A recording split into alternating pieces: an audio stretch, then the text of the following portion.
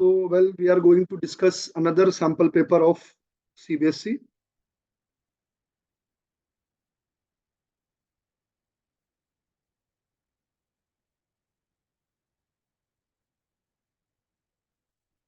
Now we'll start from section A.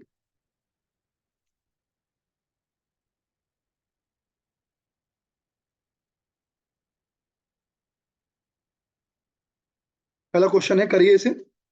Which of the following solution will have highest conductivity at 298 Kelvin? 298 Kelvin पर किसकी conductivity highest होगी?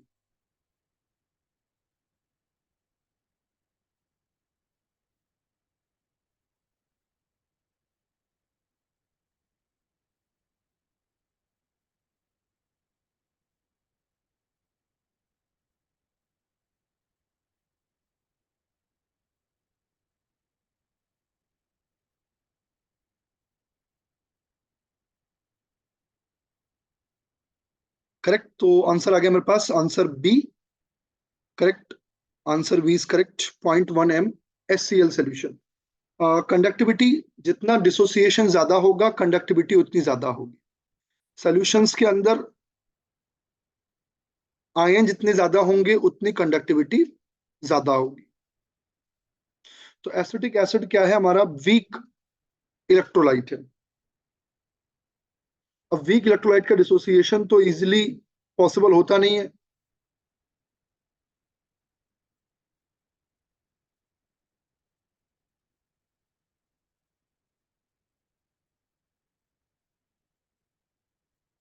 अब HCl solution की बात करते हैं. तो HCl में एक डाइल्यूट सोल्यूशन है, एक कॉन्सेंट्रेटेड सोल्यूशन है.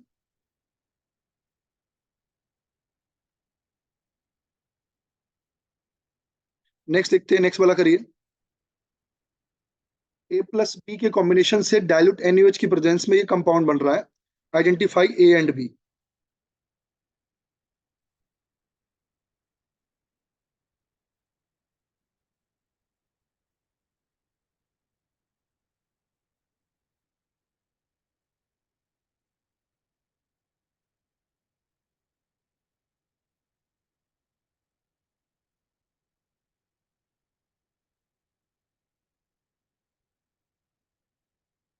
एनीवन?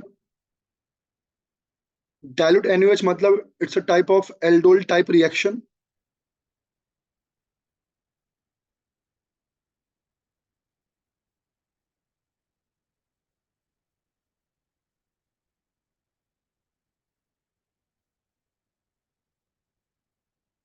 Yes, correct. एक आंसर करेक्ट मुझे मिला है. Answer C is correct. This is benzaldehyde and this is, Shreya भी ठीक बता रही है, COCH3. क्या होगा? अल्फा पोजीशन से हाइड्रोजन निकल करके एल्डिहाइड पर अटैक करेगा.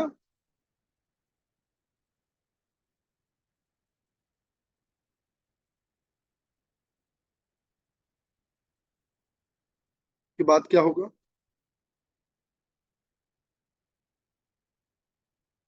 O minus CH2CO PH.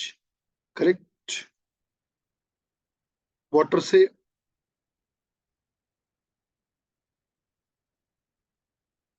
H plus लेकर CHOH.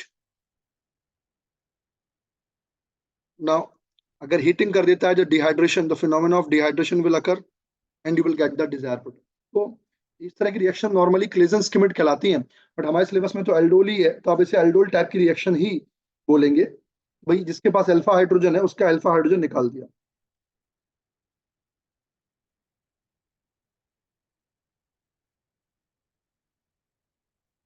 ठीक है. कल वाले भी पेपर में इस तरह का क्वेश्चन था. का मतलब कहीं ना कहीं इंडिकेशन है कि हमें तैयार रहना होगा इस तरह के क्वेश्चंस के लिए. आंसर सी जो है वो करेक्ट हो जाएगा.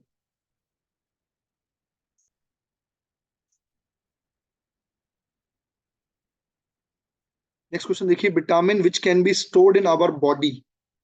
हमारी बॉडी में कौन कौन से विटामिन स्टोर हो सकते हैं?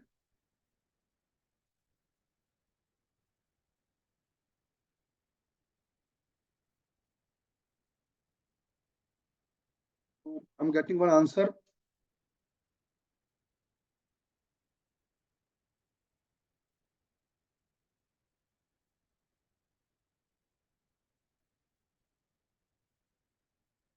Correct is D, option D, vitamin A, D, E, के।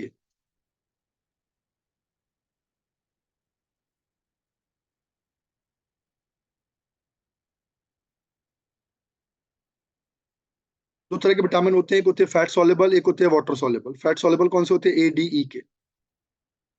Next is what is the IUPAC name of the ketone A which undergo iodoform reaction to give this compound and a yellow precipitate of CHI3. You need to identify that compound. Question 4.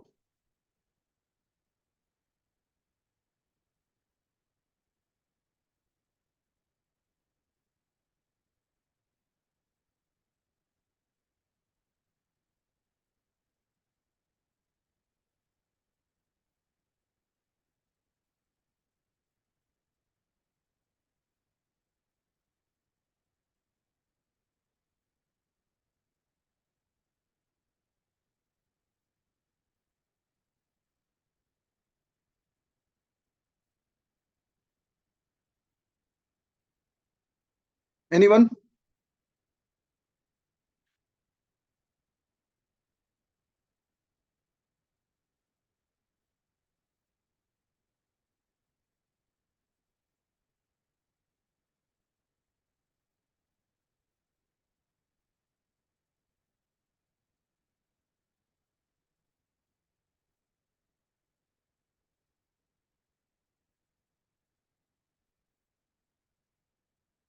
देखिए, अब हमें एक ऐसा compound बनाना है इससे जो iodoform दे।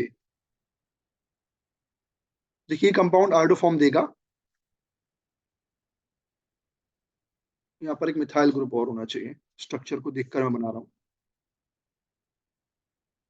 ये compound, ये कंपाउंड होगा तो आयोडोफॉर्म देगा। यहाँ से आप इसको ब्रेक करके याद करने का तरीका ये कि CH3 को आप CHI3 बना दीजिए, इसका ऑक्सीडाइज प्रोडक्ट लिख दीजिए। इसका ऑक्सीडाइज प्रोडक्ट आपको यहाँ पे लिखा हुआ है, यानी कि ओरिजिनल कंपाउंड ये वाला था। अब इसका आईयूपीएसी नेम हम लिख करके देख सकते हैं। इसका आईयूपीएसी नेम लिख करके देख सकते हैं क्या होने वाला है। तो आईयूपीएसी नेम चलिए कीटोन से देते हैं priority. 1, 2,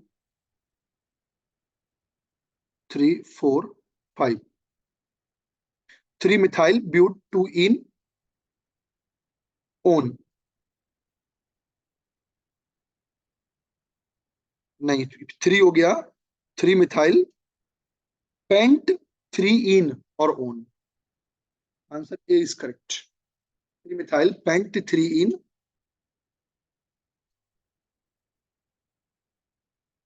correct.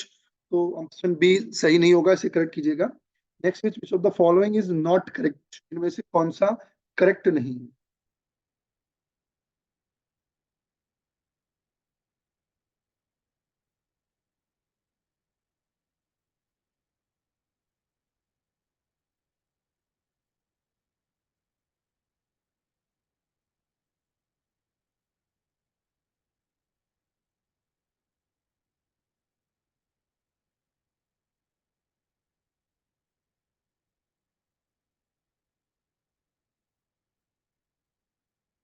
In haloarenes, the electron pairs on the halogen atom are in conjugated with the pi electrons of the ring.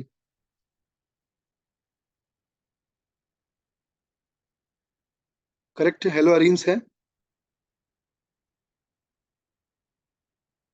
उसके लोन पेयर्स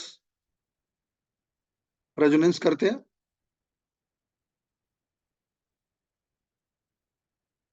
करेक्ट हो गया। The carbon magnesium bond in is covalent and non polar in nature. तो carbon magnesium organometallic bond हो गया, metal के साथ bond हो गया, तो ये कोवलेंट कैसे हो सकता है?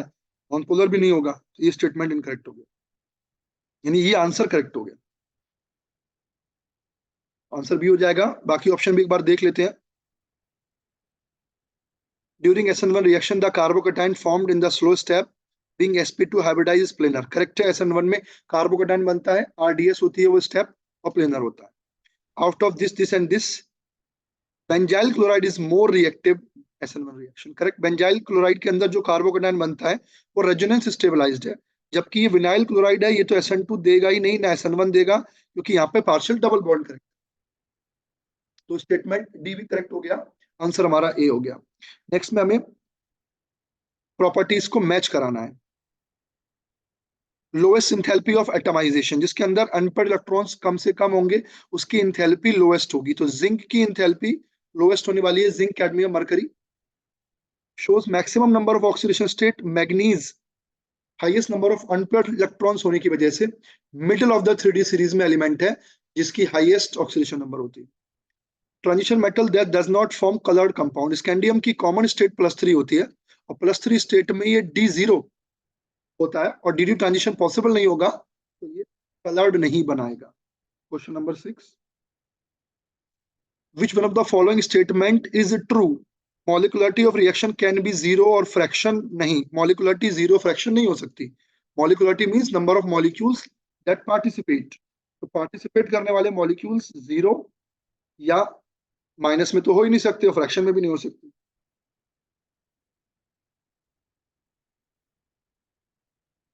ठीक है। Molecularity has no meaning for complex reaction, yes correct. Complex reaction के लिए मॉलिकुलरिटी का कोई मीनिंग नहीं है बिकॉज वो मल्टीपल स्टेप में होती है, तो ये स्टेटमेंट ट्रू हो गया।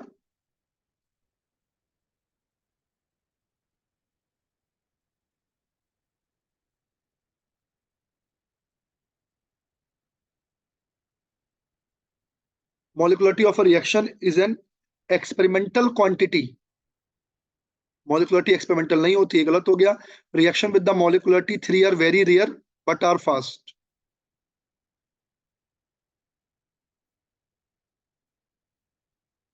सही बात है वैसे तो, लेकिन एनसीईआरटी ने लिखा है कि मॉलिकुलरिटी 3 से ज्यादा नहीं हो सकती, और 3 से ज्यादा होगी तो वो बहुत फास्ट नहीं होंगी, इसलिए स्टेटमेंट भी गलत हो गया। Correct answer.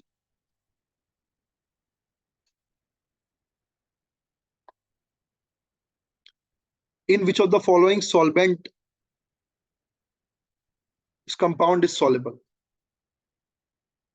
क्वेश्चन नंबर 8 का बताइए।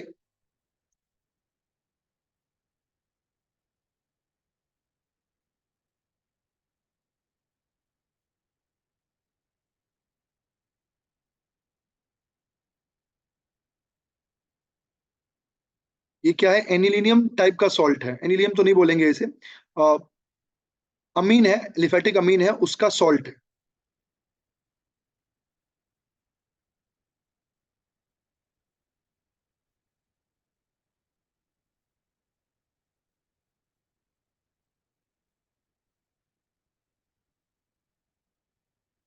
RnH2 ले लीजिए, या 4 कार्बन का अमीन है उसका सॉल्ट है।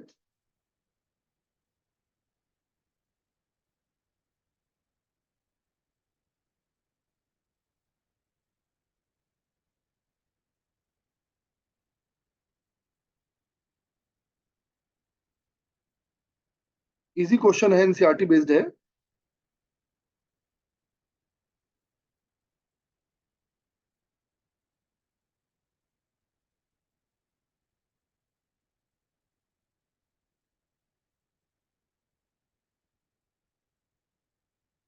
फ्रेंच इसका answer.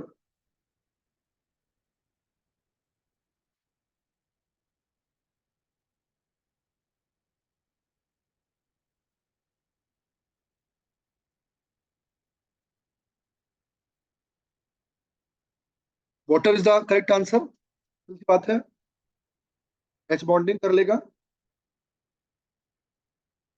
Which of the following observation is shown by 2-phenyl ethanol with Lucas reagent? 2-phenyl ethanol. This is 2-phenyl ethanol. Correct. Now, Lucas reagent में कार्बोकटाइन बनने के चांसेस होते हैं। कार्बोकटाइन बन जाता है तो जो स्टेबल कार्बोकटाइन बनेगा वो इमीडिएट टर्बिडिटी दे देगा।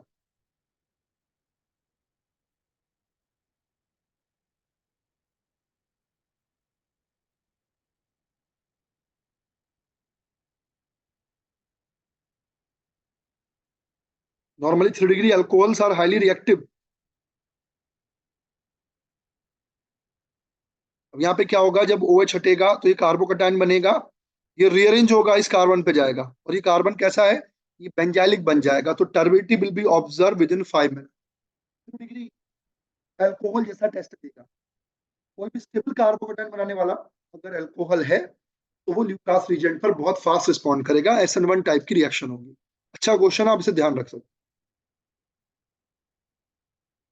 If initial concentration of substance A is 1.5 molar, after 120 seconds, the concentration of substance A is 0.75 molar.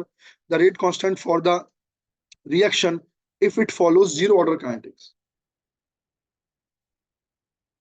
Rate constant निकालना है, जीरो ऑर्डर काइनेटिक्स फॉलो करना है.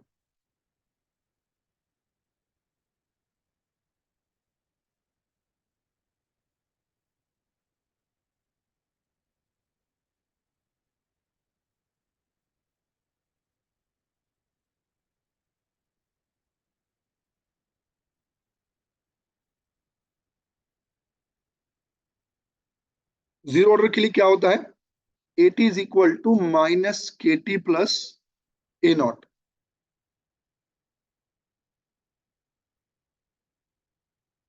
तो इनिशियल कॉन्सेंट्रेशन दी हुई है आपको 1.5. आफ्टर 120 सेकेंड यानी टी की वैल्यू कितनी दी है 120. The concentration of A is 0.75. यहां से के का वैल्यू निकाल लीजिएगा, जो ऑप्शन हो जाएगा वो करेक्ट हो जाएगा. Anisole undergo bromination with bromine in ethanoic acid even in the absence of iron 3 bromide catalyst. मतलब नॉर्मली ब्रोमिनेशन या कोई भी हेलोजिनेशन है तो वो लुइस एसिड की प्रेजेंस में होता है. ये एनिसोल है, इसका ब्रोमिनेशन करा रहे हैं, पोलर सॉल्वेंट लिया हुआ है ethanoic acid. Correct. In the absence of iron 3 catalyst. Iron 3 bromide catalyst की जरूरत यहाँ पर है ही नहीं, क्योंकि एक तो वो CH3 का प्लस आर इफेक्ट है.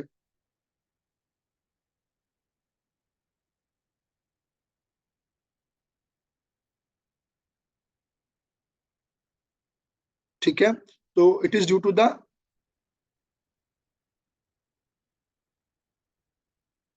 Activation of benzene ring by methoxy group. देखो यहाँ पे कंफ्यूज कर रहा है ऑप्शन सी कि due to increase in electron density at ortho para position. Actually question जो पूछा है वो इतना पूछा है कि क्यों कैटलिस्ट की जरूरत नहीं पड़ रही है. उसलिए नहीं पड़ रही क्योंकि बेंजीन रिंग एक्टिवेट हो जा रही है. अब यहाँ पे ऐसा कोई पूछा ही नहीं है कि ऑर्थो और पैरा प्रोडक्ट क्यों बनेगा.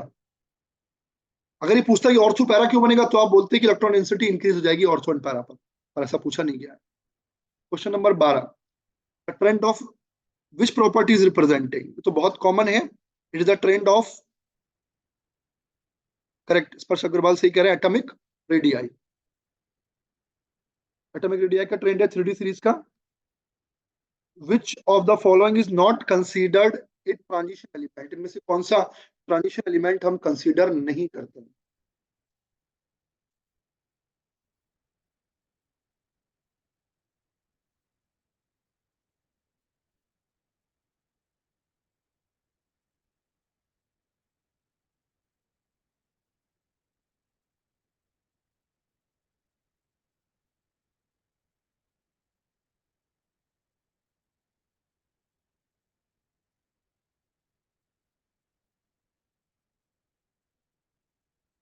तो जिंक हो गया. ट्रांजिशन एलिमेंट इसको कंसीडर नहीं किया जाता है due to fulfilled d orbital. Assertion reason एक, alcohol react both as nucleophile and electrophile. The bond between CO is broken when alcohol react as nucleophile. Alcohol structure होता है तो लोन पर इलेक्ट्रॉन की प्रेजेंस है. इलेक्ट्रोफाइल के लिए positive charge होना चाहिए, इलेक्ट्रॉन डेफिशिएंट होना चाहिए. तो इलेक्ट्रोफाइल तो हो ही नहीं सकता है, तो इलेक्ट्रॉन डोनर है, न्यूक्लियोफाइल की तरह काम कर सकता है. एसिडिफिकेशन में ऐसे न्यूक्लियोफाइल काम करता है. एल्डिहाइड कीटोन से रिएक्ट करते वक्त एज ए न्यूक्लियोफाइल काम करता है.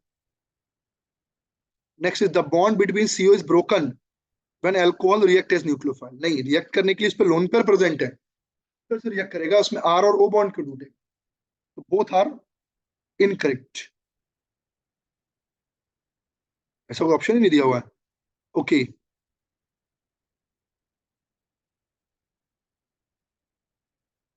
एक बार और पढ़ लेते हैं. Alcohol react both as nucleophile and electrophile. The bond between CO is broken when alcohol react as nucleophile. अब न्यूक्लियोफाइल की तरह अटैक कराना है तो उस पर तो लोन पेयर ही है, लोन पेयर की अवेलेबिलिटी ही होगी. अगर मैं CO बॉन्ड से ब्रेकन भी कर देता हूँ तो फिर ये R प्लस और OH माइनस में टूटेगा, तो उसमें तो OH माइनस अलग तरह का न्यूक्लियोफाइल हो गया, तो इसमें तो no option is matched, both are wrong basically.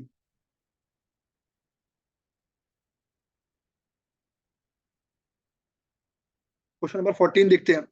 Strong oxidising agents oxidise toluene and its derivative to benzoic acid. Correct है, टोलुइन या उसका कोई भी डेरिवेटिव बेंजाइलिक पोजीशन पर अगर एक भी हाइड्रोजन है तो आपको बेंजोइक एसिड मिलेगा। Now it is possible to stop the oxidation of toluene at the aldehyde stage with suitable reagents. सही बात है, अगर मैं कंट्रोल्ड ऑक्सीडेशन कराऊं, क्रोमाइल क्लोराइड से करा दूं तो इटार्ड रिएक्शन हो जाती है और बेंजल्डिहाइड तक हम रोक सकते हैं। तो दोनों बातें अलग अलग सही है, बट एक्सप्लेनेशन नहीं है। Both A and B are true, but R is not the correct explanation. Enzymes are specific for a particular reaction and a particular substance. सही बात है, enzyme are highly specific. Enzymes are biocatalyst, ये भी ठीक है, both are correct, but is not the explanation.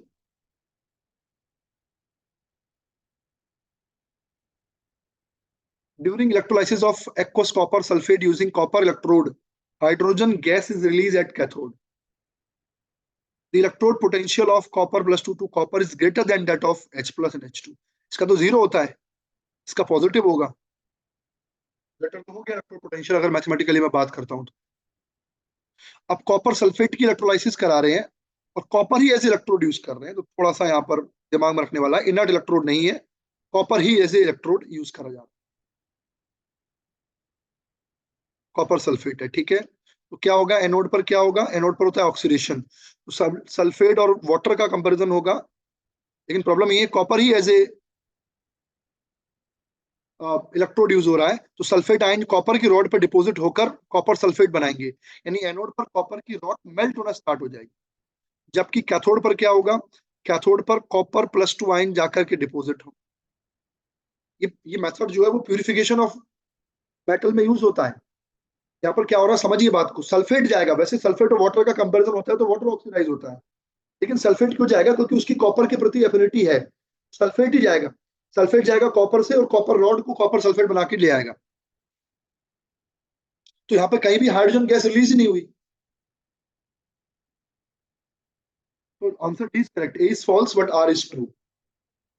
अगर copper electrode की जगह पर यहाँ पर ग्रेफाइट इलेक्ट्रोड होता या प्लेटिनम इलेक्ट्रोड होता, इनर्ट इलेक्ट्रोड होते, तो हाइड्रोजन गैस रिलीज होती, क्योंकि सल्फेट और वाटर के कंपैरिजन में आप वाटर को रिएक्ट करा देते, एनोड पर वाटर का ऑक्सीडेशन हो जाता और हाइड्रोजन गैस बन जाती।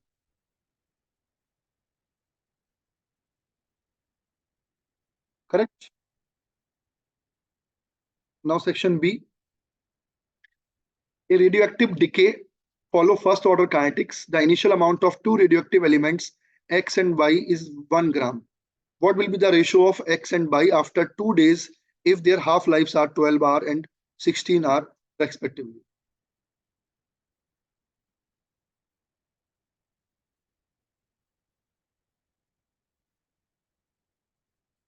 करेक्ट, तो इसे तो फॉर्मूले से भी कर सकते हैं और एक जनरल परसेप्शन उससे भी कर सकते हैं। मान लीजिए 1 ग्राम हमारे पास X है और 1 ग्राम Y है, आफ्टर 12 आवर क्या होगा, ये 1/2 हो जाएगा। 1 मोर 12 अगर बात करोगे तो ये 1/4 हो जाएगा। करेक्ट, आफ्टर मोर 12 आवर्स करेंगे तो ये 1/8 हो जाएगा। आफ्टर अगेन, क्योंकि हमें 2 डेज कंप्लीट करने हैं तो हमें 48 आवर्स चाहिए, तो ये हो जाएगा 1/16। करेक्ट, तो 1/16 ग्राम ये बचेगा। अब दूसरे का देखते हैं, वाई का हाफ लाइफ 16 आवर है, तो 16 आवर के बाद ये 1/2 होगा, और 16 आवर बीतेंगे तो ये 1/4 होगा, और 16 आवर्स कंप्लीट होंगे तो ये 1/8 होगा, और 3 बार 16 हाफ का मतलब हो गया 3 हाफ लाइफ हो जाएंगी, तो ये 1/8 बचेगा। तो रेशो कर दीजिए 1/16 और 1/8 का, you will get the answer. तो थ्योरेटिकल एक्सपेक्ट हो गया। फॉर्मुलेशन से इसे कैसे डील करना है, तो फॉर्मुलेशन के लिए मैं आपको बताता हूँ। ऐसे भी करेंगे तो नंबर आपके नहीं कटेंगे, क्योंकि ये फंडामेंटल क्वेश्चन है। AT is equal to A not 1 by 2 की power n. This is the formula where n is number of half life and it can be calculated as given time divided by half time. तो अगर आप बात करते हो x के लिए n की वैल्यू कितनी आएगी, गिवन टाइम कितना है, गिवन टाइम हो गया 2 days यानी कि 48 hours और हाफ टाइम कितना है इसका 12, तो n की वैल्यू कितनी आ गई 4. तो x के लिए 80 कितना हो गया, a नॉट का वैल्यू तो 1 है, 1 by 2 की पावर 4 यानी कि 1 by 16. जबकि y के लिए n कैसे निकालेंगे, 48 2 days यानी 48 hours है, डिवाइड बाई 16 यानी कि 3 हाफ लाइफ हो गई. तो 80 हो गया a not which is 1 by 2 की पावर 3 मीन्स 1 by 8.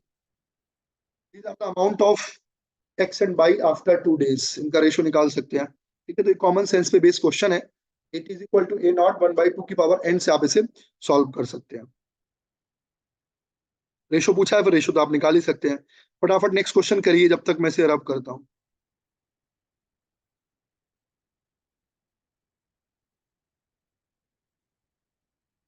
ये थोड़ा सा ट्रिकी था इसलिए मैंने इसको लिया, ट्रिकी प्रॉब्लम को मैंने लिया. मतलब ये पूरा पेपर थोड़ा सा डिफिकल्ट है, तो मैंने ऐसा सेट इसलिए चूज किया कि इजी तो आप सॉल्व कर ही सकते हो, डिफिकल्ट मैं कराता हूं.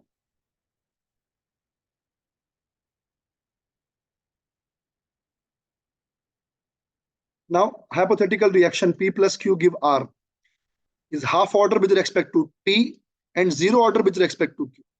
What is the unit of rate constant for this reaction? आपसे मिल जाएगा. ओवरऑल ऑर्डर कितना हो गया इसका, ओवरऑल ऑर्डर तो हाफ ही रहा. अब यूनिट ऑफ रेट कांस्टेंट कैसे निकालते हैं, concentration to the power 1 minus n upon time. Correct. Concentration क्या होता है, mole litre inverse to the power 1 minus n यानी 1 minus 1 upon 2 time is second inverse. So unit will be mole to the power 1 by 2, liter to the power minus 1 by 2 and second inverse. But you did a mistake in the power, rest part is correct. Correct. Next question number 18. If 5% solution of Na2SO4 dot 10H2 से ग्लोवर्स salt भी कहते हैं, ठीक है, is isotonic with 2% solution of non-electrolyte non-volatile substance X. Find out the molecular weight of X. Easy है. Isotonic means the osmotic pressure of these two solutions must be equal. ये value addition होता है. अगर आप basic सवाल solve कर रहे हो और आप ये जानकारी लिख रहे हैं तो इसे हम बोलते हैं वैल्यू एडिशन. आप सॉल्व करते वक्त मेंशन कर दीजिए कि आइसोटोनिक सॉल्यूशंस आर दो solutions which have same osmotic pressure at same temperature. तो pi 1 is equal to pi 2. तो pi 1 क्या होता है, I1 CRT is equal to I2 C2 RT. R is gas constant या solution constant. R और T cancel हो जाएंगे, हो जाएगा I1 C1 is equal to I2 C2. I is the Van 't Hoff factor. Now Na2SO4 के लिए I value कितना होगा 3. C1 concentration निकालनी, 5% solution है. Correct. So 5 upon 322 is the mole, यानी कि 5 in 100, 5 ग्राम इन 100 ml. तो solution कितना आ गया 100. हालांकि दोनों ही परसेंटेज में दिए हैं, तो ml ले लीजिए या ग्राम में ले लीजिए, वो कट जाएगा. करेक्ट. I2 नॉन इलेक्ट्रोलाइट है तो I2 का वैल्यू 1, 2% यानी 2 अपॉन मोलर मास, चूंकि परसेंटेज में तो यहाँ भी 100 आएगा, 100 से 100 cancel. You can solve this and you will get the answer. I hope you all understand this problem. Yes or no?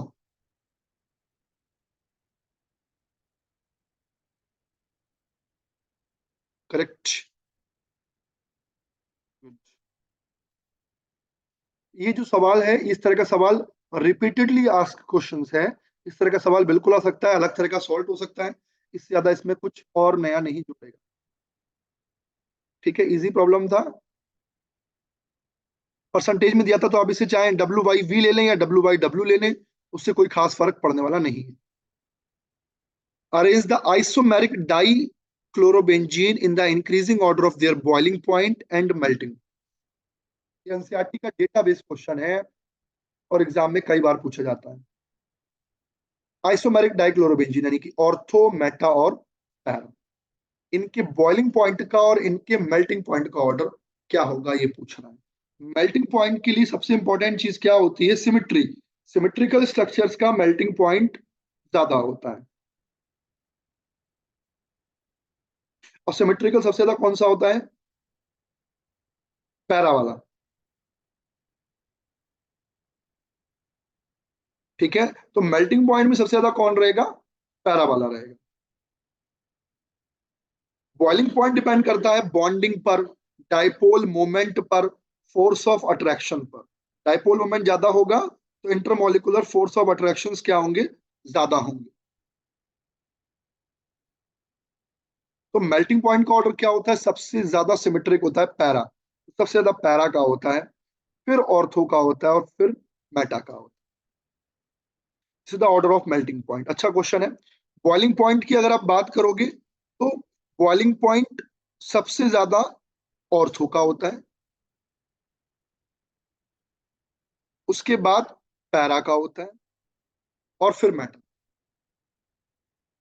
तो ये ऑर्डर आपको ध्यान रखना पड़ेगा, इंपॉर्टेंट ऑर्डर है, एक्सेप्शनल ऑर्डर भी आप मान सकते हो, एग्जाम के पॉइंट ऑफ व्यू से इंपॉर्टेंट है। अगर डायपोल मोमेंट का कंपैरिजन करें तो पैरा का डायपोल मोमेंट तो जीरो होगा, मेटा का नॉन जीरो होगा और ऑर्थो का नॉन जीरो होगा। यानी पैरा वाला नॉन पोलर होगा, ऑर्थो और मेटा वाले पोलर होंगे। और ऑर्थो और मेटा में कंपैरिजन करना हो तो इनका रिजल्टेंट वेक्टर निकालना पड़ेगा। इसका बीच का एंगल कितना है? 60 डिग्री। मेटा वाले कितना होगा? 120। तो रिजल्टेंट वेक्टर में कॉस होता है, कॉस में थीटा का वैल्यू जितना ज्यादा होता है वैल्यू उतना कम होता है। यानी ortho Meta para is the order of dipole moment. Dipole moment का ऑर्डर भी आपसे एग्जाम में पूछा जा सकता है, इंपॉर्टेंट क्वेश्चन है एग्जाम के पॉइंट ऑफ व्यू से।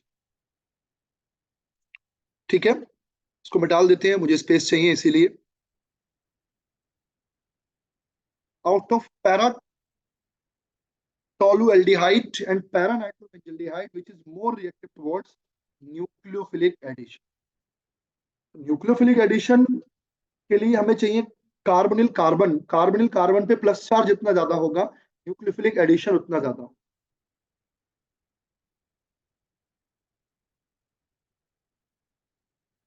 तो आप बता सकते हैं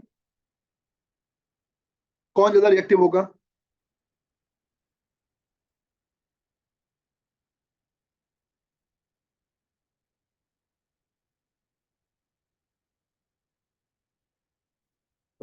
टॉलुइन बनाइए, पैरा पे एल्डिहाइड लगा दीजिए।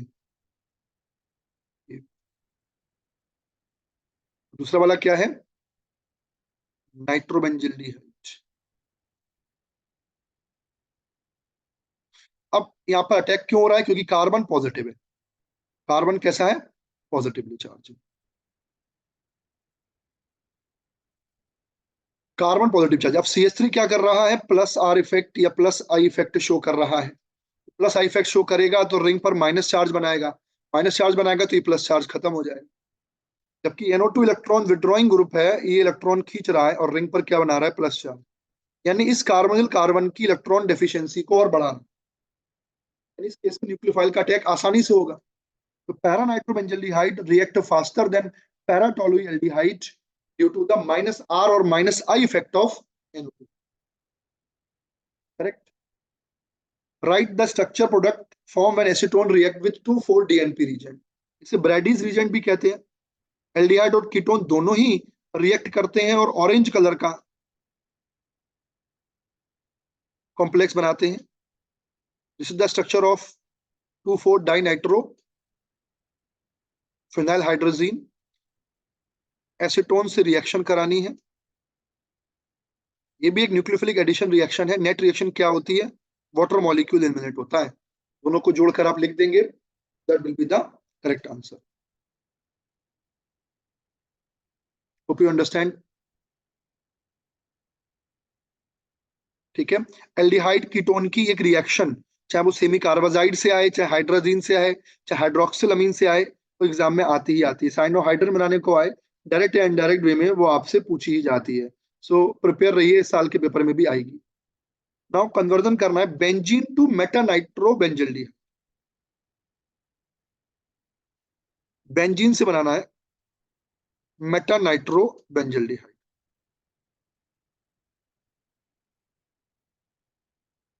तो बहुत इजी कन्वर्जन है।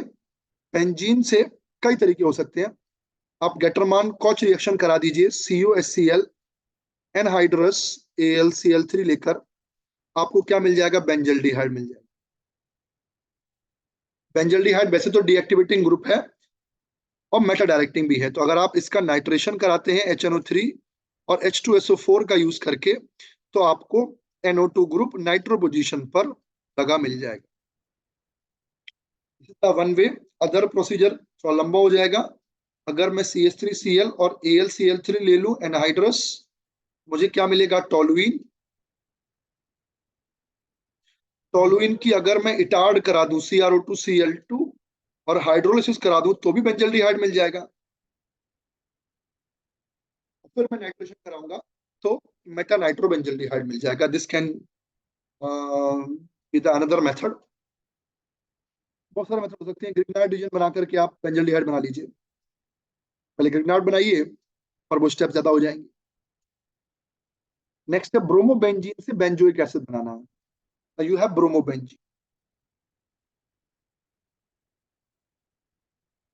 यू हैव ब्रोमोबेंजीन और उससे क्या बनाना है, बेंजोइक एसिड। इसके भी बहुत से तरीके हो सकते हैं और सबसे आसान तरीका है ग्रिग्नार्ड बनाइए इसको, फिर CO2 से करा दीजिए। Mg ड्राइथर लीजिए, क्या बन जाएगा ये, PHMgBr। पीएच माइनस होता है, MgBr प्लस होता है। अब इसकी रिएक्शन कराइए CO2 से। इस तरह से नेगेटिव पार्ट कार्बन पे, पॉजिटिव पार्ट ऑक्सीजन से जुड़ जाएगा। O double bond CO minus MgBr, इस द पॉजिटिव पार्ट। यहाँ लग गया pH. Now do the hydrolysis. Water का H प्लस ऑक्सीजन पर आ जाएगा, बन गया बेंजोइक एसिड, और OH Mg पर आ जाए। इस तरह से आप बेंजोइक एसिड बना सकते हैं।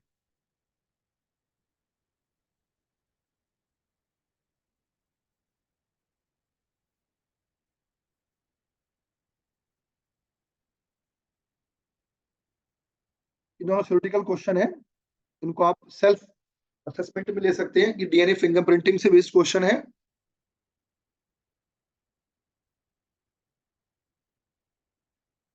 Next question, right the formula of the following coordination compound. bis ethane 1,2 diamine dihydroxido chromium 3 chloride।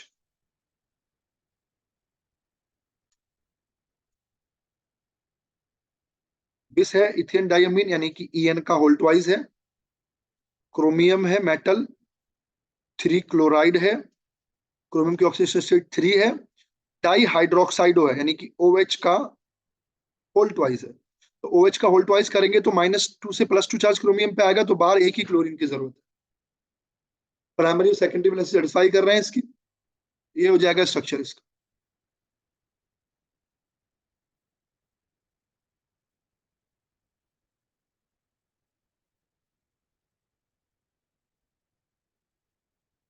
Does the ionization isomer of this following compound exist? Justify your answer।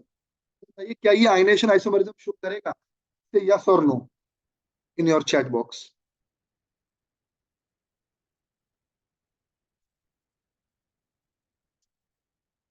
जल्दी से।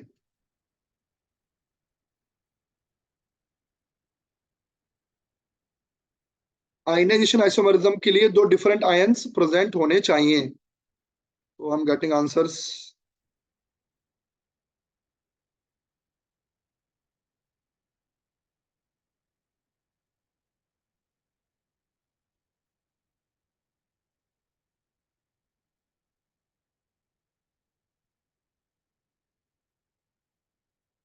दूसरा आयन ही नहीं है इसमें Cn- के अलावा, तो डेफिनेटली आयनेशन आइसोमरिज्म नहीं होगी। सेंट्रल मेटल एटम में, कोऑर्डिनेशन कॉम्प्लेक्स में central metal atom Lewis acid है या लुईस बेस है? आंसर तो पता होना चाहिए, जल्दी बताइए। Acid, correct. First you are again right. Ligand electron देते हैं तो they are donors, metal electron accept करती है, they are acceptors. Electron acceptors are Lewis acid, electron donors are Lewis base. तो मेटल चूंकि इलेक्ट्रॉन एक्सेप्टर है तो Lewis acid होगी।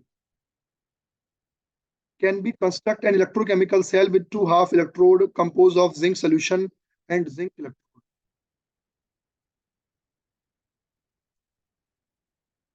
थोड़ा सा अच्छा क्वेश्चन है कि क्या हम जिंक को लेकर ही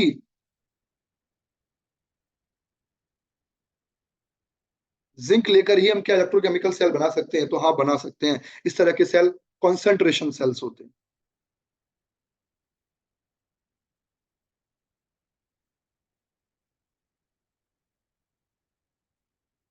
ठीक है, अगर इलेक्ट्रोड की कॉन्सेंट्रेशन, आप क्या करिए, इलेक्ट्रोड की जो मेटल की जो रॉड लीजिए जिंक की, वो डिफरेंट कॉन्सेंट्रेशन की लीजिए, यानी उसकी जो प्योरिटी है वो डिफरेंट रखिए, और ZnSO4 के सेम कॉन्सेंट्रेशन के सोल्यूशन में डिप कर दीजिए।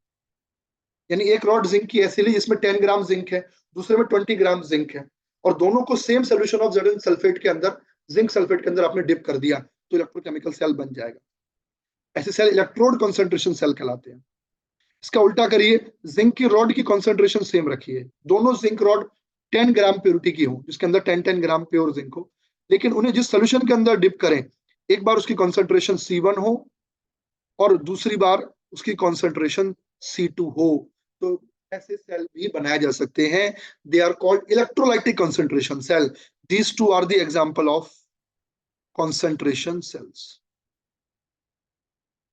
These two are the examples of concentration cell.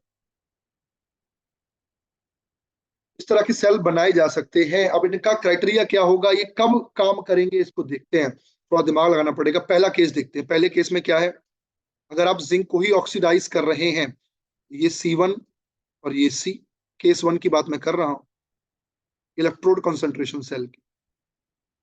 Case 2 की बात, इसमें केस 2 की बात अभी नहीं कर रहा हूं। प्रोडक्शन होगा जिंक का, तो Zn आयन तो C कंसेंट्रेशन रखी है, और रॉड की कंसेंट्रेशन C2 है। अगर यहाँ पे मैं रिएक्शन क्वोशेंट निकालूं तो वो क्या आ जाएगा, C2/C1 आ जाएगा, C2/C1। यानी अगर मुझे ई सेल लिखना हो तो E0 cell minus RT/ln Q होता है, RT/NF ln Q। E0 cell 0, क्योंकि जिंक की ऑक्सीडाइज हो रहा है, जिंक की रिड्यूस हो रहा है। ये आपके लिए नए तरह की प्रॉब्लम होगी, जेई वगैरह में बहुत कॉमनली पूछा जाता है। RT/NF, N की वैल्यू 2 है, ln Q क्या हो गया, C2/C1। अब देखिए, अगर C1 C2 से बड़ा होगा तो ई सेल का वैल्यू पॉजिटिव, और अगर ई सेल पॉजिटिव होगा तो सेल स्पॉन्टेनियसली वर्क करे। यानी कि अगर जो रॉड एनोड पर ली है उसके अंदर जिंक की मात्रा ज्यादा ले लूं, यानी 10 ग्राम अगर रॉड का वजन है, उसमें 8 ग्राम जिंक ले लूं, और कैथोड साइड में जो जिंक की रॉड ले रहा हूं उसके अंदर कंसंट्रेशन जिंक की कम ले लूं, यानी 10 ग्राम में 2 ग्राम ले लूं, और उन्हें ZnSO4 की सेम सोल्यूशन में डिप कर दूं, तो एक ऐसा सेल बन जाएगा जो स्पॉन्टेनियसली वर्क कर सकता है।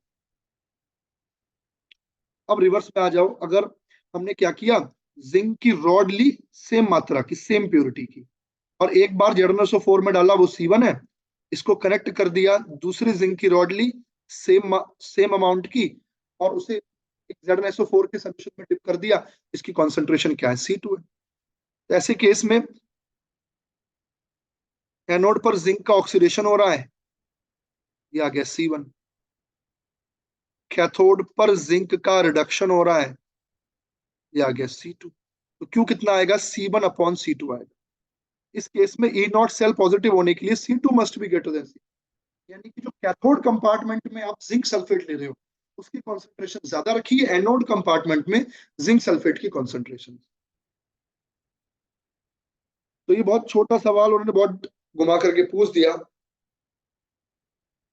हालांकि एनसीईआरटी ने डायरेक्ट ऐसा जिक्र नहीं किया है, बट इन्होंने पूछा है तो हमें ध्यान रखना होगा। अगर ये टॉपिक आपने नहीं पढ़ा है तो इसे पढ़ लीजिए। नेक्स्ट कोलरास लॉ से रिलेटेड सवाल है। Lambda net um for chloride ion निकालनी है, MgCl2 का दिया हुआ है।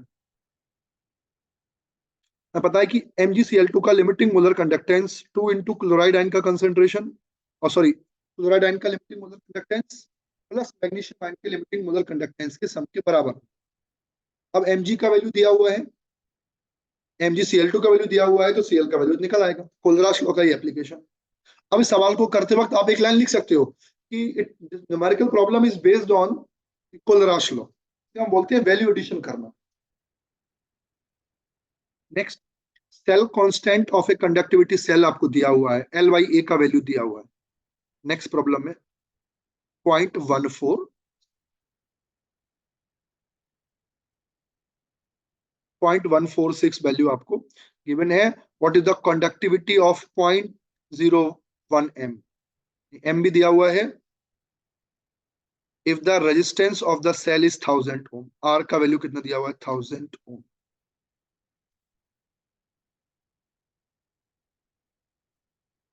तो कप्पा पूछा है, कप्पा क्या होता है 1/r इंटू एल अपॉन ए, सब कुछ दिया हुआ है, कंसंट्रेशन की तो यहाँ जरूरत भी नहीं थी, लेकिन दी हुई है तो आप निकाल सकते हैं। ऐसी प्रॉब्लम करते वक्त यूनिट जरूर लिखना है, आपको दिमाग में रखना है, यूनिट बिल्कुल सही होनी चाहिए, यूनिट लिखी होनी चाहिए।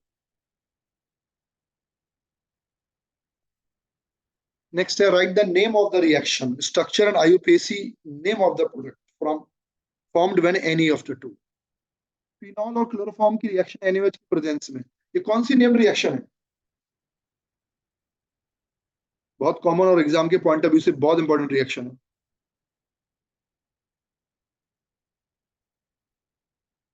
RTR correct, correct, RTR is the correct answer. कई आंसर मुझे मिल गए हैं, दैट्स वेरी गुड। और उसके प्रोडक्ट का नाम क्या होता है?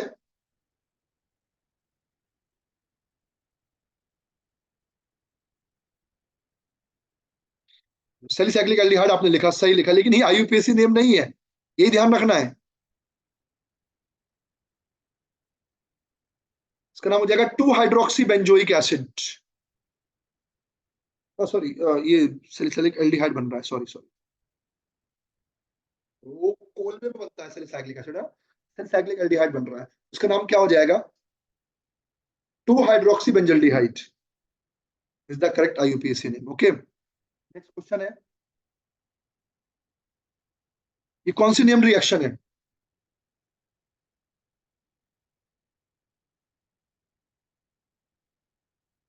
RONA और RX की रिएक्शन है, ये कौन सी नेम रिएक्शन है? ये भी बहुत इंपॉर्टेंट है। कोइंसिडेंटली दो में से एक रिएक्शन आपको इस बार भी मिलेगी किसी भी तरह से। Williamson ether synthesis, very good answer for Williamson ether synthesis है ये करेक्ट आंसर। उसके प्रोडक्ट में क्या होगा, ONA की जगह Na हट के C2H5 लग जाएगा, उसके बाद आप उसका आईयूपीएसी नाम लिखने का कोशिश कीजिएगा। नेक्स्ट नेम रिएक्शन कौन सी है, बहुत इंपॉर्टेंट है। साइनाइड है, स्टेनस क्लोराइड है, in the presence of hydrochloric acid followed by hydrolysis.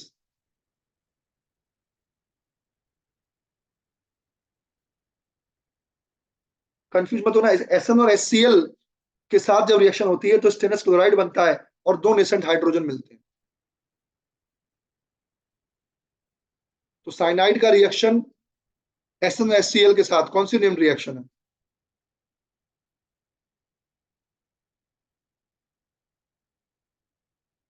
Correct, Ananya you are right, Stephens reduction.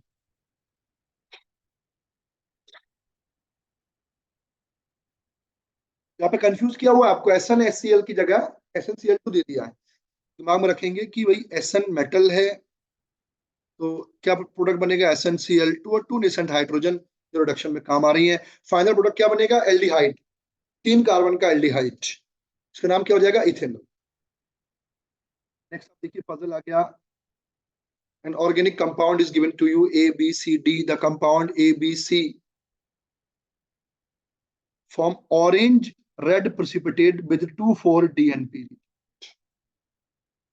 4 out of 4 3 DNP test दे रहे हैं, यानी कि 3 या तो एल्डिहाइड्स हैं या कीटोन्स हैं। Compound A and B reduce Tollens reagent, Tollens को कौन रिड्यूस करता है, एल्डिहाइड या कीटोन?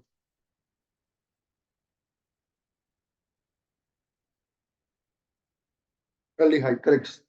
तो तो मैं यहाँ पे साइड में लिखता चलता हूँ इन्फॉर्मेशन, ये बात क्लियर हो गई कि ABC के अंदर CO ग्रुप है, दैट कैन बी एल्डिहाइड्स और कीटोन्स। फिर A और B टॉलरेंस को कर रहे हैं, इसका मतलब दे मस्ट बी एल्डिहाइड।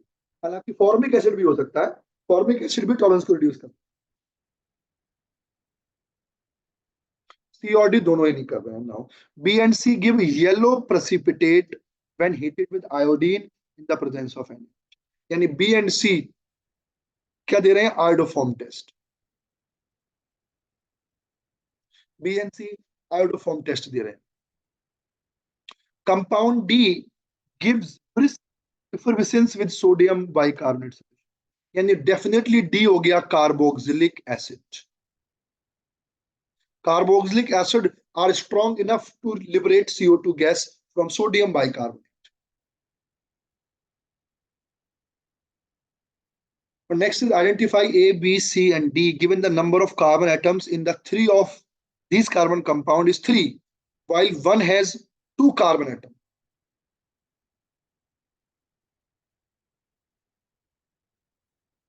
तीन जो कंपाउंड है उसमें 3 कार्बन है और कोई एक ऐसा जिसमें 2 कार्बन है.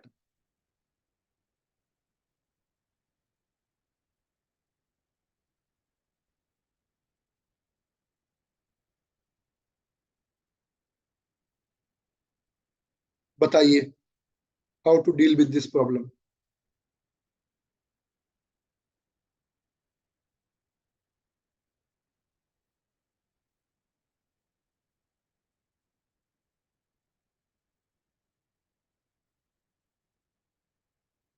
प्रोबेबिलिटी बेस्ड क्वेश्चन है, आपको सोचना है.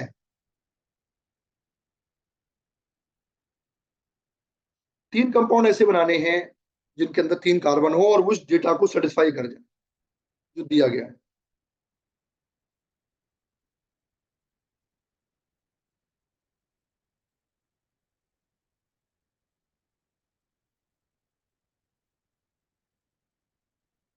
फटाफट सोचिए, बताइए. सब कुछ तो बता दिया मैंने आपको.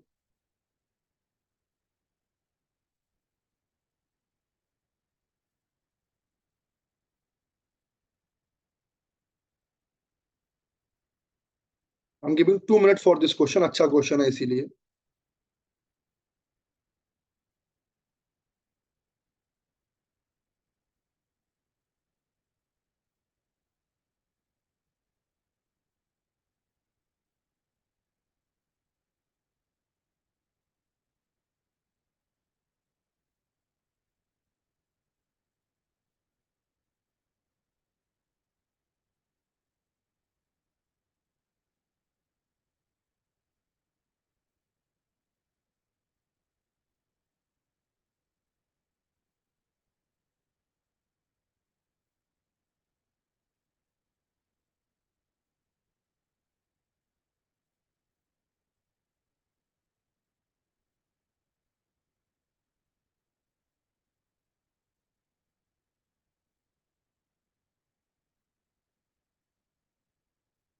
ठीक है, अब टाइम चूंकि बहुत ज्यादा नहीं है तो बताना पड़ेगा.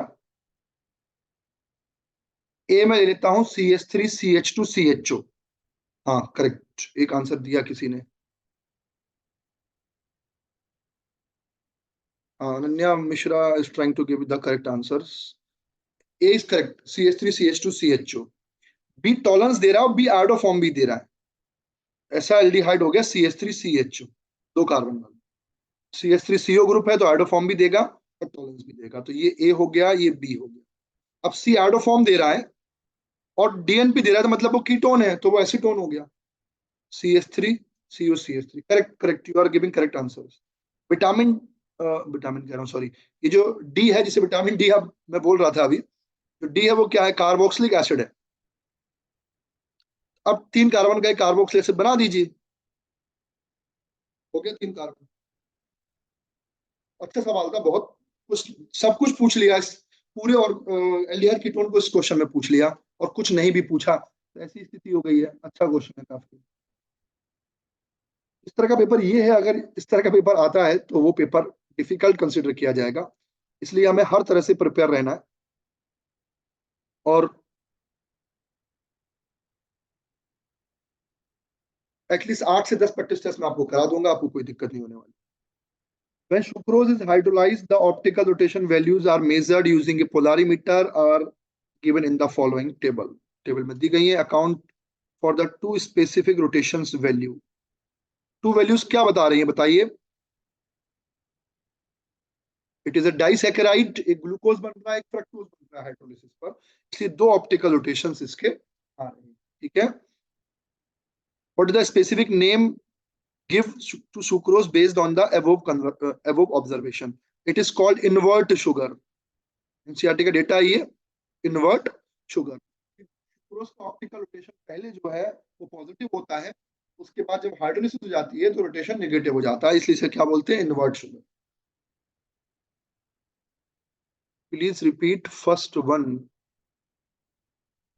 Okay, account for the two specific rotation value. दो वैल्यूज अगर आपको मिल रही हैं, इसका मतलब है सुक्रोज के अंदर दो मोनोसैकेराइड यूनिट है, एक ग्लूकोज की और एक फ्रक्टोज की, alpha glucose beta fructose C1C2 linkage. जब हाइड्रोलाइज हो रहा है तो दो अलग अलग प्रोडक्ट बन रहे हैं, जिसकी वजह से दो ऑप्टिकल रोटेशन आ रहे हैं, इसीलिए इसको इन्वर्ट शुगर भी कहते हैं, क्योंकि दोनों को अगर आप सम करेंगी तो ऑप्टिकल रोटेशन की जो वैल्यूज है उनमें डिफरेंस आ जाएगा। जो वैल्यू क्या बता रही है कि शुरुआत में ये सुक्रोज का ऑप्टिकल रोटेशन है, और ये माइनस वाला किसका है? ग्लूकोज प्लस फ्रक्टोज का ऑप्टिकल रोटेशन, जो कि नेगेटिव में आ रहा है, तो पॉजिटिव से नेगेटिव हो जा रहा है, यानी बता रहा है कि सुक्रोज की हाइड्रोलिसिस हो गई, सुक्रोज डाइसैकेराइड है इसलिए ग्लूकोज और फ्रक्टोज दे दिया, और ऑप्टिकल रोटेशन पॉजिटिव से नेगेटिव हो गया, तो ये इन्वर्ट शुगर है। One of the product formed is glucose that react with hydroxylamine to compound A. Identify A. Glucose की रिएक्शन हाइड्रोक्सिलामीन से करानी तो क्या बनता है? ऑक्साइम बनता है। ठीक है, ऑक्साइम बनता है।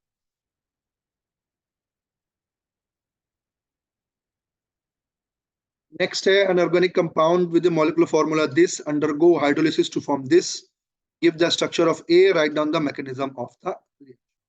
ये आसान क्वेश्चन है, पॉजिटिव है और प्लस माइनस बन रहा है, यानी पहले ऑप्टिकल रोटेशन पॉजिटिव था, प्लस माइनस मतलब रेसिमिक मिक्सचर बन गया, यानी कि कहीं ना कहीं कायरल सेंटर होगा, SN1 रिएक्शन कराई होगी, इसलिए रेसिमिक मिक्सचर बन गया। तो अब आपको C4H9Br के आइसोमर बनाने हैं और एक ऐसा आइसोमर प्रोड्यूस करना है जो कायरल सेंटर रखता हो, तो वो ये हो जाएगा। और भी आइसोमर बनेंगे C4H9Br के, ये भी बन सकता है पर इसमें कायरल सेंटर नहीं है, ये भी बन सकता है पर इसमें भी कायरल सेंटर नहीं है, ये भी आइसोमर बन सकता है पर इसमें भी कायरल सेंटर। तो ये SN1 अगर दे भी देंगे तो ये रेसिमिक मिक्सचर नहीं बनाएंगे, जबकि इसमें कायरल सेंटर है। इसका ऑप्टिकल रोटेशन अगर पहले पॉजिटिव है तो आफ्टर SN1 रेसिमिक मिक्सचर बन जाएगा, रेसिमिनेशन। तो ये कंपाउंड ए का स्ट्रक्चर हो गया। बहुत घिसा बेटा, बहुत इजी क्वेश्चन पूछ दिया है। log K2 upon K1 is equal to EA upon 2.303 R 1 upon T1 minus 1 upon rate constant की वैल्यू दी है, दो टेम्परेचर दिए हैं और एक्टिवेशन एनर्जी पूछी है। अर्नियस की इंटीग्रेटेड इक्वेशन से आप इसको सॉल्व करके निकाल सकते हैं। करेक्ट। नेक्स्ट क्वेश्चन देखिए, crystal field splitting values of various ligands दी हुई हैं। क्रोमियम दिया हुआ है मेटल, और ABCD चार लिगेंड यहाँ पे दिए गए हैं, जिनकी wave number of light absorb यहाँ पे दी गई है। वेव नंबर क्या होती है? The ratio of 1/λ is wave. और स्प्लिटिंग एनर्जी डेल्टा नॉट से क्या निकालते हैं हम? HC/λ। इसे आप HC न्यू बार भी कह सकते हो, यानी कि delta naught is proportional to nu bar, यानी जिसके लिए न्यू बार का वैल्यू ज्यादा है उसकी स्प्लिटिंग ज्यादा हुई है, और जिसकी स्प्लिटिंग ज्यादा हुई है वो कहीं ना कहीं स्ट्रॉन्ग फील्ड लिगेंड रहा होगा।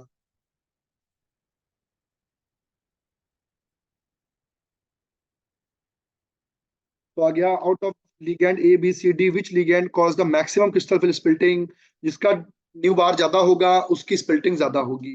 न्यू बार जैसे वेव नंबर आप कह रहे हो, वो ज्यादा किसका दिख रहा है आपको? D का दिख रहा है।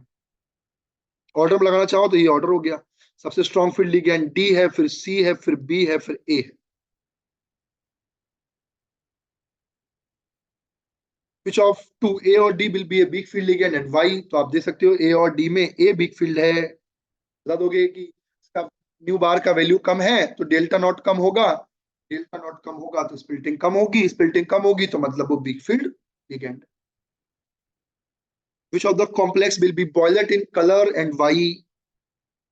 given if 560 to 570 nanometer of light is absorbed, the color of the complex observed is violet. यहाँ पे लाइट अब्सॉर्ब दी हुई है, क्या होता है, मैक्सवेल कलर व्हील लगाइए, जिस कलर की लाइट वो अब्सॉर्ब करेगा उसका कॉम्प्लीमेंट्री कलर दिखाई देगा।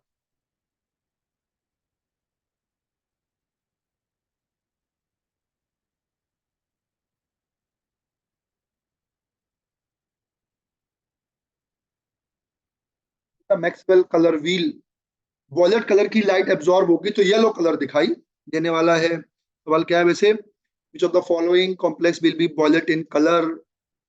560 टू 570 नैनोमीटर की लाइट एब्जॉर्ब हो रही है।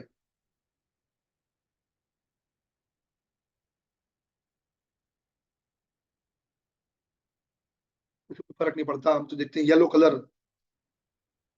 इसे तो यहाँ पर हमें कन्वर्ट करना पड़ेगा, और यहाँ पे कन्वर्ट करने की जरूरत नहीं है, आप तो केवल कलर भी लगा दीजिए, बता दीजिए answer.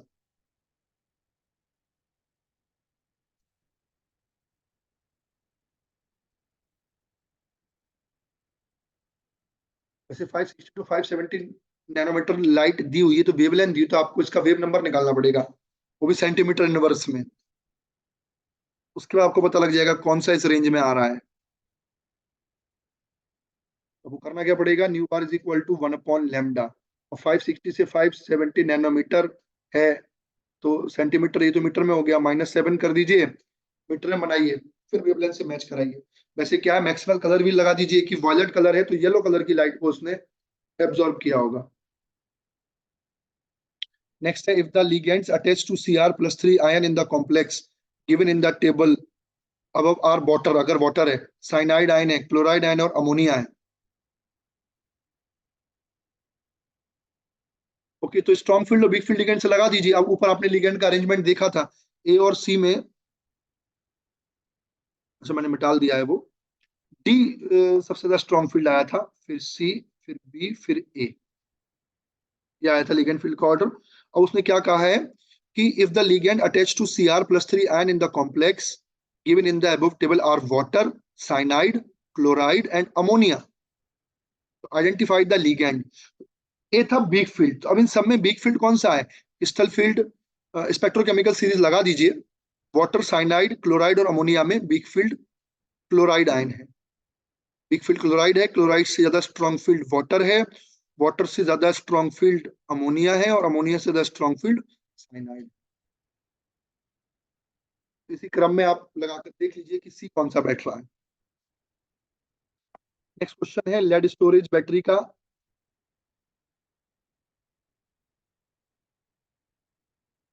How many coulombs have been transferred from anode to cathode in order to consume 1 mole of sulfuric acid during the discharging of lead storage cell? देखिए, लेड स्टोरेज सेल में 2 इलेक्ट्रॉन H2O4 का consumption करना। एक second, let me read out the question again. How many coulombs have been transferred from anode to cathode in order to consume 1 mole of sulfuric acid during the discharging of lead storage cell? H2O4 को consume करना है, तो आप देखिए H2O4 इसका 1 मोल अगर consume हो रहा है तो 2 इलेक्ट्रॉन रिलीज हो रहे हैं एनोड से। 2 इलेक्ट्रॉन मतलब 2 मोल अगर होंगे तो 2 मोल इलेक्ट्रॉन के साथ कितना होता है, 2 फैराडे, यानी कि 2 फैराडे करंट जो है उसकी ट्रांसफर हो रही है, 2 फैराडे या 2 × 96500 कूलाम का ट्रांसफर होगा, ऐसे भी बोल सकते। Next, how much work can be extracted by lead storage battery if each cell delivers about 2 volt? So W होता है NFE0 सेल, ठीक है।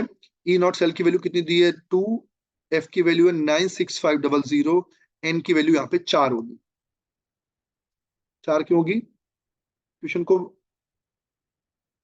नहीं, पहले सॉरी 2 ही होगी, 2 ही इलेक्ट्रॉन लूज हुए, 2 ही कंज्यूम हुए, तो 2 ही होगा।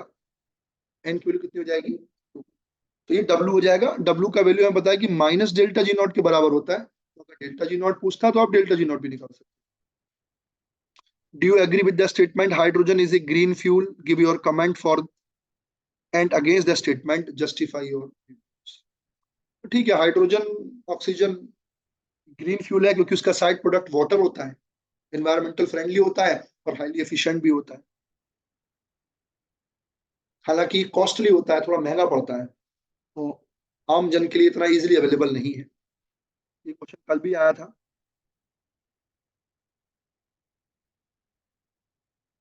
ये क्वेश्चन आपको अपने दिमाग से करने हैं।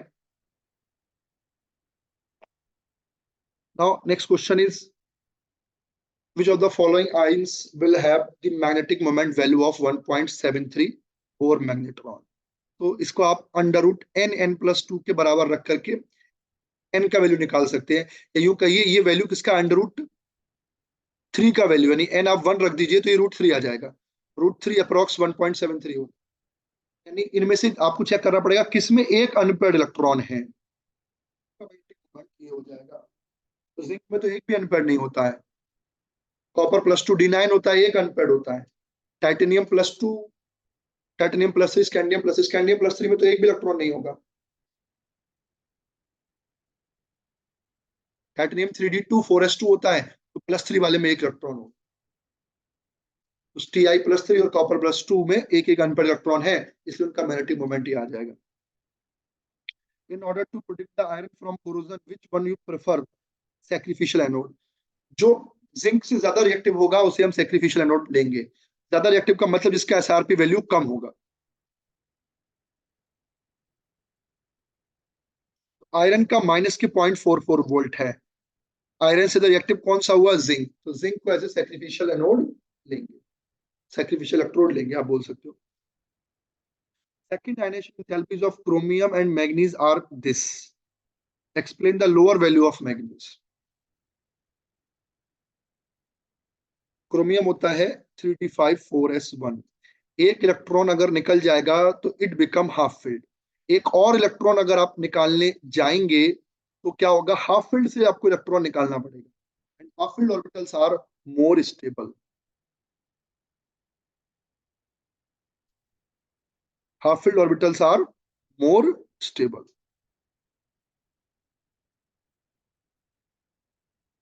तो आप बोल सकते हो कि क्रोमियम में जो दूसरा इलेक्ट्रॉन निकल रहा है वो हाफ फील्ड से निकल रहा है, जबकि मैग्नीज में हाफ फील्ड से नहीं निकल रहा। इसलिए क्रोमियम की वैल्यू ज्यादा है, मैग्नीज की कम है।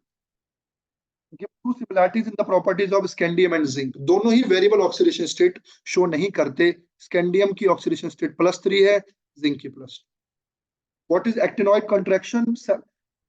Decrease, successive decrease in the size of actinoid due to poor shielding of 5f orbital is called actinoid contraction. What cause हो गया, तो 5f की poor shielding हो गया। What is the oxidation state of chromium in chromate ion and dichromate ion? Dichromate ion is Cr2O7-2, chromium +6 होता है। Chromate ion is CrO4-2, यहाँ भी +6 होता है। Right the ionic equation for the reaction of Ki with KMnO4। KMnO4 की reaction Ki से लिखनी है। Ki को I2 में ऑक्सीडाइज कर देगा। KMnO4 क्या करेगा, it will oxidise I- into I2, और KMnO4 एसिडिक मीडियम में +7 से +2 ऑक्सीडेशन स्टेट में कन्वर्ट हो जाता है। What is the effect of temperature on the solubility of glucose in water? Glucose solid है, वाटर में डिसॉल्व करके आप सोल्यूशन बना रहे हैं। सॉलिड है, एक्वस है, यानी कि जो इसका डिसोल्यूशन प्रोसेस है उसके लिए डेल्टा एच का वैल्यू कैसा होगा, नेगेटिव होगा, सॉरी पॉजिटिव होगा। तो आप टेम्परेचर बढ़ाएंगे तो सॉलिबिलिटी बढ़ जाएगी।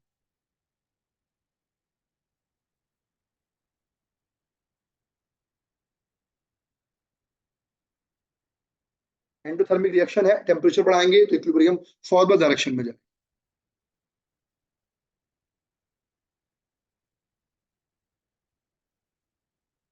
मैं क्वेश्चन आपको असेसमेंट में देता हूं, अपने आप कीजिएगा, मुझे बताइएगा क्या आंसर रहा इसका। Calculate Venta factor for the aqueous solution of K3FeCN6 if the degree of dissociation is this. What will be the boiling point of the solution? So alpha is equal to I-1 upon N-1.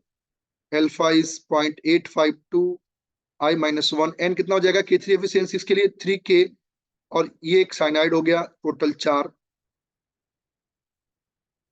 आप solve कर सकते हो। उसके बाद boiling point पूछा है, तो delta T B is equal to i M K B. M value 1 दी हुई है आपको, एम वैल्यू कितनी दी हुई है, 1 मोलर। के बी आपको दिया हुआ है, आई आपने निकाल लिया होगा, डेल्टा टीबी निकाल सकते हैं। फिनॉल और एनिलीन, नेक्स्ट क्वेश्चन है, Raoult law is expected to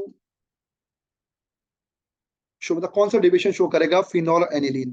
phenol और एनिलीन के बीच में एच बॉन्डिंग हो जाएगी, तो ये नेगेटिव डेविएशन शो करेंगे। नेगेटिव डेविएशन का मतलब delta V mixing become negative. Graphically आप इसे रिप्रेजेंट करना चाहेंगे, तो ये आइडियल का ग्राफ होता है, ठीक है। नेगेटिव डेविएशन का मतलब कुछ ग्राफ नीचे से इस तरह से आप दिखा सकते हैं। मैं आपको केवल हिंट दे रहा हूं यहाँ पर, बाकी आपको ही लिखना है। अब बिल्कुल एंड पर आ चुके हैं हम लोग। The vapor pressure of pure water at certain temperature is this mmHg. If 1 mole of non-volatile non-electrolyte solute is dissolved in 100 gram of water, calculate the resultant vapor pressure of solution. So P naught minus P naught is equal to I N2 upon I N2 plus N1. P naught is the vapor pressure of pure solution, pure solvent. PS is the vapor pressure of pure solution. I is the van't Hoff factor, चूंकि उसने non electrolyte बोल दिया तो आई का value तो 1 हो जाएगा। जैसे पी एस का वैल्यू उसने पूछा है, पी नॉट गिवन है, एन टू गिवन है, एन वन निकाल लेंगे, वाटर को 100/18 करके एन वन का वैल्यू आ जाएगा, पुट कर दीजिएगा, you will get the value of P S. Question number 33 देखते हैं, an organic compound with molecular formula C7H7NO2 exist in 3 isomeric form. A has highest melting point of, highest melting point मतलब normally para derivative होता है ना, para position.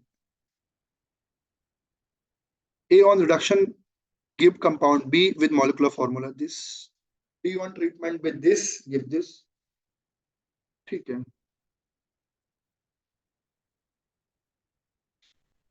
तो बहुत easy सवाल मुझे दिख रहा है, ये हो जाएगा CH3NO2, ये आइसोमर हो गया A जिसका हाईएस्ट मेल्टिंग पॉइंट होगा, ये पैरा वाला हो, इसका रिडक्शन कराएंगे, NO2 का रिडक्शन होता है तो NH2 बनता है, ये हो गया B। बी NaNO2 और HCl, ये कौन सी रिएक्शन है बताइए, NaNO2 HCl 0 से 5 कौन सी रिएक्शन है, what is the name of this reaction, azotisation है ये, H2Cl माइनस, तो कंपाउंड क्या बन गया C। इसका ट्रीटमेंट कराना है H3PO2 से, बेंजीन डाइजोनियम सॉल्ट H3PO2 से रिड्यूस हो जाते हैं, बेंजीन डेरिवेटिव दे देते हैं, यानी कि टोलुइन बन गया, ये हो गया D। Which on further reaction with chromyl chloride E, Etard reaction हो जाएगी, CrO2Cl2 हाइड्रोलिसिस इटार्ड हो जाएगी, क्या बन जाएगा बेंजेल्डिहाइड।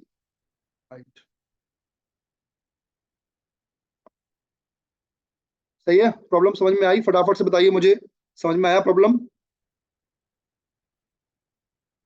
रेज योर हैंड, समझ में आया, करेक्ट।